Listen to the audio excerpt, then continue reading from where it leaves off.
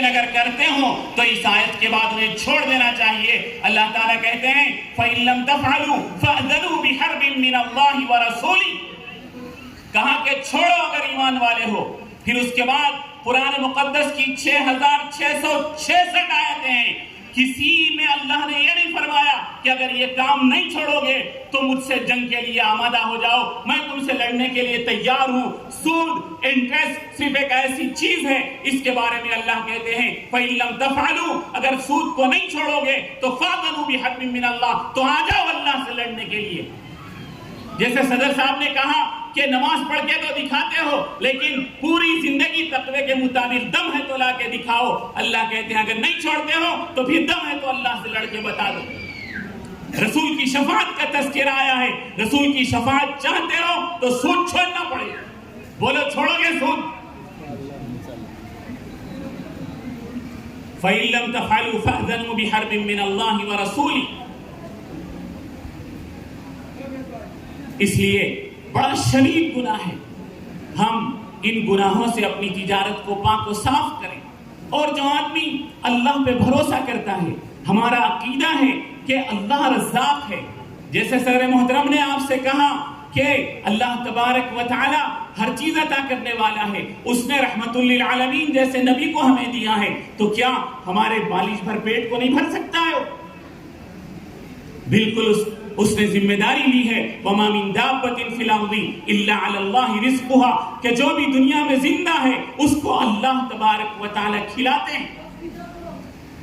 ہم جب پیدا ہوئے تو کچھ لے کے نہیں آئے تھے، جب ماں کے پیٹ میں تھے، جیسے رسول اللہ کا معجزہ صدر محترم نے بتایا کہ جب رسول اپنی والدہ آمنہ کے پیٹ میں تھے تو بچے کا وزن ہر ماں کو محسوس ہوتا ہے۔ یہ میرے نبی کا معجزہ ہے کہ محمد ابن عبداللہ اپنی ماں آمنہ کے پیٹ میں تھے لیکن کوئی وزن انہیں محسوس نہیں ہوتا تھا۔ جب بچہ پیٹ میں ہوتا ہے تو اللہ کھلاتے ہیں، جب وہ زمین پہ آتا ہے تو اللہ اس کی غذا اس کے ماں کی چھاتی میں دودھ کی شکل میں دیتے ہیں، اور پھر کوئی چیز کھانے کے قابل وہ جب ہوتا ہے تو دانت اللہ تعالیٰ دانت اس کے منہ میں دیتے ہیں۔ ہر دم اللہ تعالیٰ دنیا کی 18,000 مخلوقات کو کھلا رہے ہیں تو ہمیں کیسے نہیں کھلائیں؟ رسول اللہ نے حرام سے بچانے کے لیے ایک اور بات ارشاد فرمائی اور ہمیں یقین دلایا کہ دیکھو میری بات سنو، ان النفس لن تموت حتى تستكمل رزقها۔ علماء بیٹھے ہوئے یہاں انا تاکید کے لیے آتا ہے، لن عربی میں تاکید کے لیے آتا ہے، حتی عربی میں تاکید کے لیے آتا ہے۔ 3 تاکید لگا کے رسول اللہ نے فرمایا کہ کوئی بھی جاندار تم میں سے کوئی آدمی ہرگز اس وقت تک مر نہیں سکتا جب تک کہ وہ اپنی روزی روٹی مکمل نہ کرے۔ آپ کی زندگی میں ارب پتی بننا ہے تو ارب پتی بننے سے پہلے کوئی آپ کو مار نہیں سکتا۔ یہ یقین کی بات ہے۔ رسول نے فرمایا وَأَجْمِلُوا فِي الطَّلَبِ، کہ مال کے حاصل کرنے میں حلال طریقے کو اختیار کرو۔ اس لیے بزرگوں بڑی عاجزی کے ساتھ، بڑے ادب کے ساتھ آپ کو اللہ تبارک و تعالیٰ نے بازاروں کا مالک بنایا ہے، معاشرے میں بٹھایا ہے۔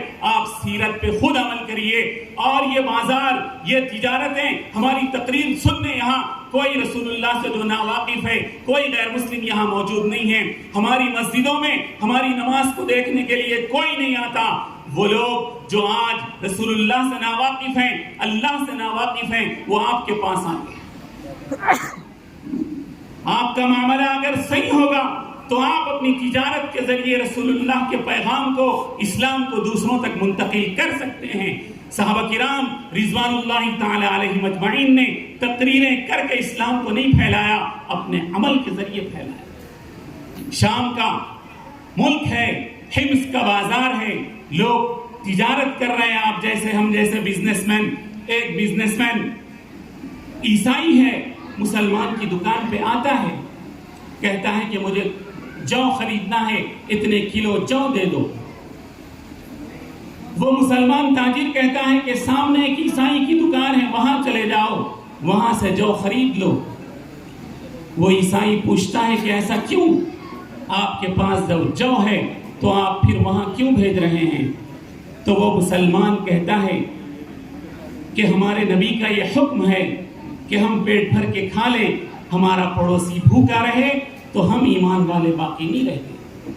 آج میرے پاس اتنا گراہک ہو گیا ہے کہ میرا گھر چل جائے گا، اتنا نفع ہو گیا ہے کہ 2 روٹی میرے گھر میں پک جائیں گی، میں اور میرے بیوی بچے کھا سکتے ہیں۔ سامنے جو عیسائی ہے، میں دیکھ رہا ہوں کہ صبح سے کوئی گراہک اس کے پاس نہیں آیا، تم اس کے پاس چلے جاؤ تاکہ اس کا بھی گھر چل جائے۔ تو وہ عیسائی وہاں جاتا ہے، جو خریدتا ہے، پھر اس کے بعد واپس مسلمان کی دکان پہ آتا ہے۔ مسلمان پوچھتا ہے کہ تم نے تو جو خرید لیا ہے، پھر یہاں کیوں آئے ہو؟ تو وہ کہتا ہے کہ میں نے جو تو وہاں خریدی ہے، لیکن جتنی اچھی تعلیمات تمہارا مذہب دیتا ہے، وہ مذہب میں داخل ہونے کے لیے میں آیا ہوں، تم مجھے کلمہ پڑھا دو۔ میں نے جو تو وہاں سے خریدی، لیکن کلمہ تم سے پڑھوں گا۔ وہ عیسائی مسلمانوں کے گھر جاتا ہے۔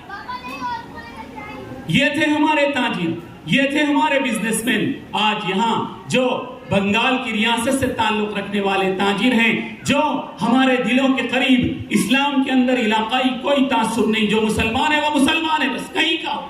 آپ یہ کردار ادا کر کے آپ بیدر کے اندر جو مسلمانوں کا تناسب ہے، آپ اس کو بڑھا سکتے ہیں۔ اس انڈیا کے اندر جو ہم مائنارٹی میں ہیں، اگر ہمارے بزنس مینوں کا یہ کردار ہوگا تو ہم میجارٹی میں بدل سکتے ہیں۔ ان سیرت کو جلسوں کا یہی مقصد ہے۔ میں آپ سے یہی گزارش کرتے ہوئے کہ حلال طریقے سے کام کرو، حرام طریقوں کو چھوڑ دو۔ رسول اللہ کے پیغام کو پھیلانے کا تمہارے ہاتھوں جتنا اختیار تم کو ہے، تمہیں جتنی سہولتیں ہیں، اتنا اختیار ہم اماموں کو، ہم علماء کو، مسجدوں میں رہنے والوں کو اتنے موقع نہیں ہیں۔ اس موقع سے فائدہ اٹھاؤ، رسول کی سیرت پہ عمل بھی کرو، اور اپنے عمل کے ذریعے لوگوں کو اللہ کا بندہ اور رسول کا غلام بناؤ۔ یہ پیغام دیتے ہوئے میں اپنی گفتگو کو ختم کرتا ہوں۔ اللہ کا شکر ادا کرتا ہوں، آپ لوگوں نے مجھے یہاں بولنے کا موقع دیا۔ آپ سب لوگوں کا، انتظامی کمیٹی کا، صدر و تعالی کہنے سننے سے زیادہ عمل کی توفیق عطا فرمائے۔ وآخر دعوانا ان الحمدللہ رب العالمین۔